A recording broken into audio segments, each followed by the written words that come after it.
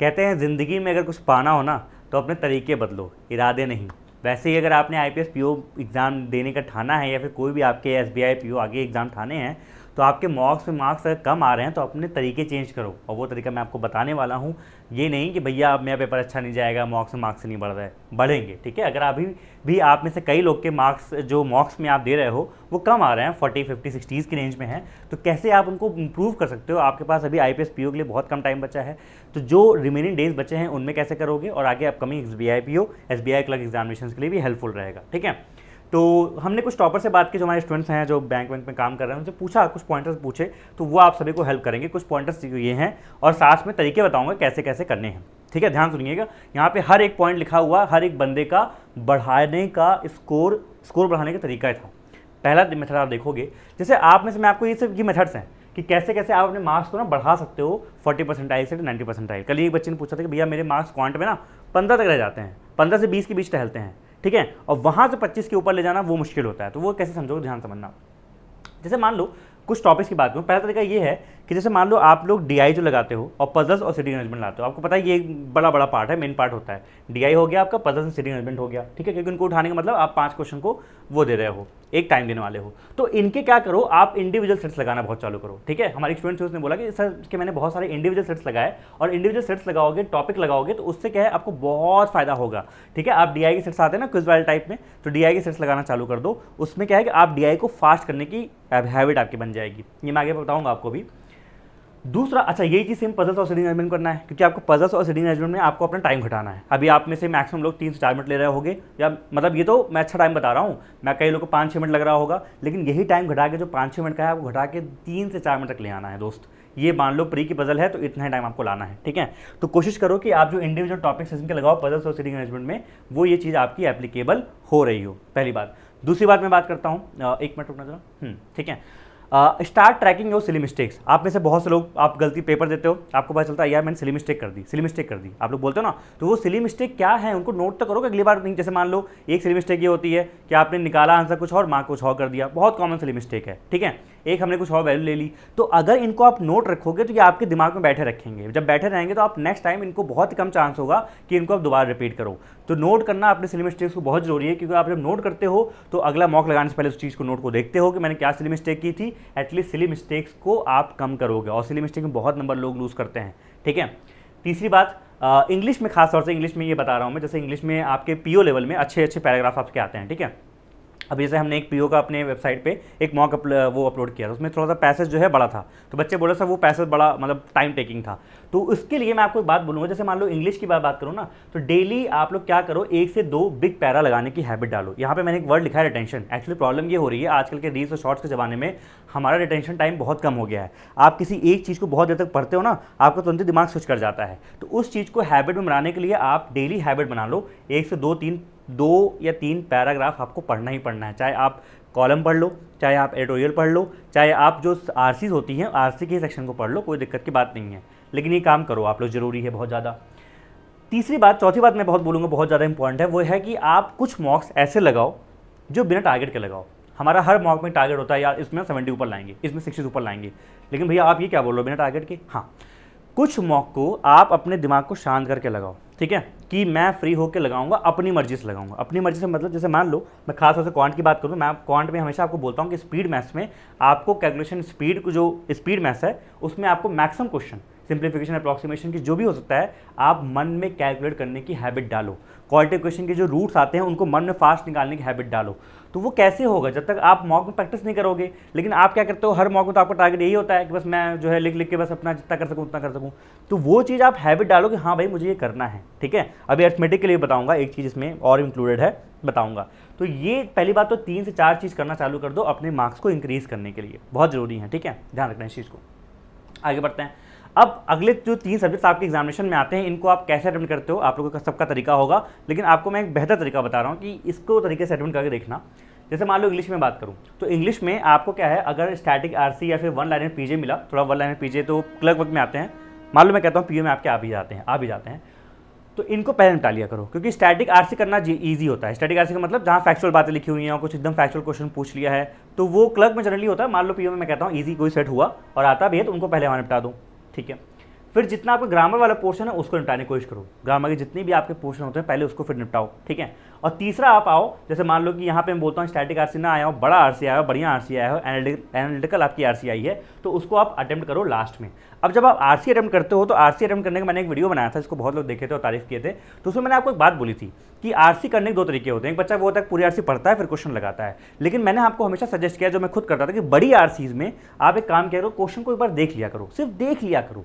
किससे, जिससे क्या होगा ना, क्योंकि देखो जब बड़ी आरसी आप पढ़ते होते हो ना, आपने कई बार नोटिस किया होगा कि पढ़ते पढ़ते बीच में हम खो जाते हैं कि हमने ऊपर क्या पढ़ा था, तो ये चीज़ होती है बड़ी आरसी पढ़ने में। तो इससे बेहतर ये होगा कि आप अगर क्वेश्चन देखे रहोगे और वो क्वेश्चन की जो लाइन है, जो मतलब कॉन्टेक्स्ट है, वो जो आपको दिखेगा तो आपका दिमाग सुपर एक्टिव हो जाता है, हाँ यार ये तो क्वेश्चन में था, उसको ध्यान से पढ़ोगे, तो ये थोड़ा सा फायदा होता है। इसको ट्राई करके देखना, ये बहुत हेल्पफुल होता है। ये तो हो गया इंग्लिश की। क्वांट की मैं बात करता हूँ, क्वांट में आपको ऑर्डर पता है, आप सभी लोग ऐसे ही करते होगे, स्पीड मैथ्स करते होगे, डीआई करते होगे, फिर आप अर्थमेटिक करते होगे, ये सारा देश ऐसे ही करता है, पूरा देश इंडिया ऐसे ही करता है, ठीक है। लेकिन बहुत आपको मैं एक बात बताता हूँ, लास्ट ईयर मैं SBI PO का सेंटर पे खुद गया था एनालिसिस लेने, तो बच्चों ने बात बोली सर वेरिएबल बेस्ड डीआई आई थी, और वेरिएबल बेस्ड डीआई आती है, कोई बड़ी बात नहीं है, लेकिन टफ डीआई आई थी। तो कई बच्चों ने उसमें अर्थमेटिक करने का चूज़ किया, और अर्थमेटिक जो किए, जो बच्चे मतलब उस पर गए अर्थमेटिक पे, वो ईजियर था और ठीक ठाक मतलब क्वेश्चन थे, वो जल्दी कर पाए और चीज़ों को वहाँ अटेम्प्ट कर पाए। तो मैं आपको ऐसे बोलूँगा, क्योंकि जब आप मॉक लगाते हो तो आपका देखोगे, आप जैसे मान लो 15 20 तक क्वेश्चन करते हो, 22 तक करते हो, आप देखोगे मैक्सिमम टाइम आपका यही होता है कि आप स्पीड मैथ्स डीआई यही करते चले जाते हो। आप अर्थमेटिक को मॉक्स में भी अटेम्प्ट नहीं कर पाते हो। जैसा मैंने बोला कि कुछ मॉक्स को बिना टारगेट के करके देखो, और उन मॉक्स में ये रखो कि मैं अर्थमेटिक पहले करूँगा, क्योंकि आप अर्थमेटिक से फैमिलियर हो कि 10 क्वेश्चन में आपको 5-6 ईजी क्वेश्चन छाटने हैं। देखो अच्छा बच्चा वही होता है, देखो 25 अच्छा अटेम्प्ट होता है, लेकिन पेपर थोड़ा सा ईजियर आ गया तो वहाँ पे आपको 30 तक भी पहुँचाना रहेगा। तो आपको अर्थमेटिक क्वेश्चन आप बिना स्किप किए तो जा ही नहीं सकते, ठीक है। तो कोशिश ये करेगा कुछ आपके मॉक्स ऐसे लगाओ, एटलीस्ट सब मॉक्स में बिना टारगेट के आप इनको भी अटेम्प्ट करने की कोशिश करो। ये मतलब पर्सनली मैं करता था, मेरी हैबिट थी कि जैसे मालूम मैं 5 मॉक लगा रहा हूँ हफ्ते में, तो मैं एक मॉक ऐसा लगाता था कि जहाँ मैं टारगेट नहीं कि मुझे डीआई पहले करना है, मुझे मैक्सिमाइज करना है, स्पीड मैथ्स के बाद खटाक से मैं इस पर जंप कर जाता था, ठीक है, अपना अपना मेथड्स है। तो 10 में से एटलीस्ट 5-6 क्वेश्चन तो ऐसे मिल ही जाते हैं जो कि मुझसे एक फास्ट हो जाते थे। चलो रीजनिंग की मैं बात करता हूँ। रीजनिंग की अगर आप ध्यान से बात करोगे तो रीजनिंग में आप मुझे ध्यान समझो, स्टार्टिंग में वही वाली बात कि अगर पजल से सीटिंग अरेंजमेंट या फिर डिकोडिंग, ये जो कोडिंग डिकोडिंग वाला पोर्शन है, इसको हम जनरली लास्ट में करते हैं। क्यों? क्योंकि सिंपल सी बात है, यहाँ पे जैसे आपका स्पीड मैथ्स है वैसे आपका मिसलिनियस पोर्शन है। अगर मिसलिनियस पोर्शन आपका जो है उसको आप पहले जल्दी निपटा लेते हो तो यहाँ पे आपको एम्पल टाइम मिल जाता है। और मिसलिनियस पोर्शन में आपकी जितनी भी चीज़ें हैं, इनइक्वालिटी हो गई, सिलोजिज्म हो गई, सारी चीज़ें जो हो गई, इसमें आप स्पीड लाने का काम करो। जैसे आप स्पीड मैथ्स में लाते हो काम, वैसे यहाँ पे भी स्पीड लाने का काम करो कि जितना इनको आप फास्ट करोगे उतना टाइम आपको मिलेगा पजल्स में और सीटिंग अरेंजमेंट में, साथ में डिकोडिंग टूल। पजल्स की मैं बात करूं तो पजल्स में एक चीज़ हमेशा ध्यान किया करो कि पजल्स हमको, हमारा बहुत सारे बच्चे ये मार्क्स लूज़ कर देते हैं और उनका मार्क्स वहाँ कम हो जाता है कि आपने किस तरह की पजल चुनी, ये बहुत मैटर कर जाता है। आप किस तरह की पजल चुन रहे हो ये आप खुद डिसाइड कर सकते हो स्टार्टिंग के एटलीस्ट 50-60 सेकंड देके, 1 मिनट देके। अगर आप पजल को रीड करो और उसको थोड़ली एनालाइज कर लो, वेरिएबल देख लो कितने हैं, दिमाग में क्या चल रहा है, हाँ इस तरह से बैठाएंगे, इस तरह की पजल मैंने कर रखी है, मैं ट्राई करता हूँ, ठीक है। तो उसको वहाँ पे अटेम्प्ट जरूर करो। कोई आपको नई पजल दिखती है, ज़्यादा वेरिएबल दिखते हैं, वो भी पीओ के मॉक क्वेश्चन में, तो एटलीस्ट और 2 पजल हैं उनको भी देख लो एक बार, ठीक है। 40-50 सेकंड अगर आप ढंग की जगह लगाओगे तो आपके जो अगले 4 मिनट हैं वो आपके लिए यूज़फुल होंगे, आपको आंसर देंगे। लेकिन यही 40-50 सेकंड अगर आप नहीं लगाओगे तो 3-4 मिनट अगर खराब हो गए तो बहुत दिक्कत होता है कि भैया पजल जो है बनी रही थी, इतने में जो है टाइम भी ओवर हो गया, पजल बनी भी नहीं, आगे के 2 पजल मैं देख भी नहीं पाया। बताना एग्जामिनेशन में होता है कि नहीं होता है। तो ये बात बहुत ज़्यादा इंपॉर्टेंट है जो मैं आपको बोल रहा हूँ। तो ये चीज़ अप्लाई करिएगा पजल्स में, यहाँ अरिथमेटिक में। और एक बात मैं आप लोग से बहुत बोलूँगा इंपॉर्टेंट है, वो ये है कि एनालिसिस। आप में से कई लोग बोलते हैं भैया मॉक को एनालाइज कैसे करें। देखो मॉक के एनालिसिस के 2 ही पिलर होते हैं, मैं हमेशा मान चलता हूँ, ये करता भी था। 2 पिलर होते हैं, एक क्वेश्चन जो हमने गलत कर दिए, सिंपल सी बात है, उनको दोबारा लगाएंगे। अच्छा आप में से कई लोग होते हो कि ऐसे कई लोग होते हैं जो अटेम्प्ट करने के बाद फिर से पूरा मॉक लगाते हैं, तो उसमें मैं नहीं जाता। लेकिन मेरा ये था कि जो गलत किए हैं मैं उसको रीअटेम्प्ट जरूर करता था, जो गलत वाले हुए, ठीक है।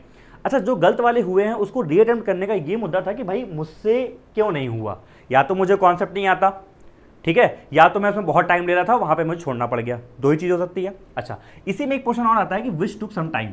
आपके मॉक में हमेशा एक बात लिखी रहती है कि टॉपर्स का एवरेज टाइम, कई बार मैं मानता हूँ फेक रहता है लेकिन मैक्सिमम टाइम ठीक रहता है। तो अगर किसी चीज़ को टॉपर कर रहा है 27 सेकंड में, 30 सेकंड में, और आपको लग रहा है वहाँ 55 सेकंड, 1 मिनट, तो ब्रो आपके अंदर थोड़ा सा दिक्कत है, आपको स्पीड की ज़रूरत है। मैं ये नहीं कह रहा कि आप 30 सेकंड तक आओ, लेकिन आप कोशिश ये भी करो कि हाँ मुझे कम टाइम तक इसको लेके जाना है। इस बात को बहुत अच्छा समझ लीजिएगा, ठीक है।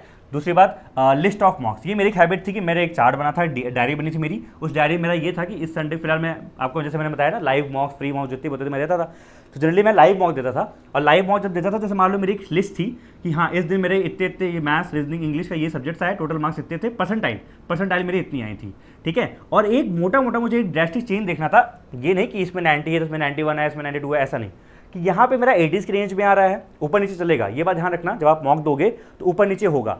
कभी किसी में 87 आ गए, अगले में होता हो आपके 80 आ जाए, तो उससे घबराना नहीं है कि भैया 80 आ गए अब तो मैं खराब हो गया। अरे न्यू सेट ऑफ क्वेश्चन आपको मिले ना, 80 परसेंटाइल वाले में आपको ज़्यादा सीखने को मिला, गलतियाँ ज़्यादा हुई, चीज़ें नहीं मिली, नया टाइप आ गया जो कि आपने नहीं किया था, जो कि आपने नहीं सीखा था, ठीक है। तो वो चीज़ है, लेकिन ओवरऑल आपका थोड़ा इंक्रीज़ होना चाहिए कि यहाँ मैं 60s में परसेंटाइल थे, फिर 70s में हुए, फिर कहीं ना कहीं 80 में हुए, 90 में होके फिर 85 में होते थे, लेकिन कहीं ना कहीं इसी रेंज में। ये नहीं कि मेरा 90 था 40 हो गया, ठीक है, 85 था 60 हो गया, ये मतलब इतना ज़्यादा ड्रास्टिक फॉल नहीं होगा। हाँ, जब बहुत एग्जामिनेशन नियर आ जाता है ना 2 दिन पहले, तो थोड़ा सा फॉल होता है, क्योंकि मैंने बताया उस दिन, ये मैंने पहले भी डिस्कस किया है कि बहुत सारे बच्चे एग्जामिनेशन दे रहे होते हैं, और उस समय क्या होता है कि आप नर्वस होते हो, तो छोटी मोटी भी गलतियाँ आप कर देते हो।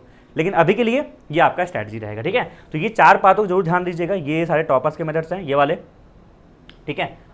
ये वाले इनको जरूर ध्यान दीजिएगा, ये बहुत इंपॉर्टेंट है। चारों पार्ट अप्लाई करिएगा अपने रियल लाइफ में, जो आप मॉक देते हो उन पर अप्लाई करना, ठीक है। ये तरीका है जिनसे आप मॉक को अटेम्प्ट करोगे, और ये रहा एनालिसिस के 2 टूल जिनको आप जरूर फॉलो कर लीजिएगा। वीडियो अच्छी लगी हो तो लाइक कर दीजिएगा, सभी के साथ शेयर कर दीजिएगा। Take care, bye bye, I wish you guys all the best. और परसेंटाइल बढ़ रहे हैं कि नहीं बढ़ रहे हैं, अभी कितने आ रहे हैं मुझे ये बताओ, और टारगेट कितने का है वो मुझे बताओ कमेंट सेक्शन में करके। Take care.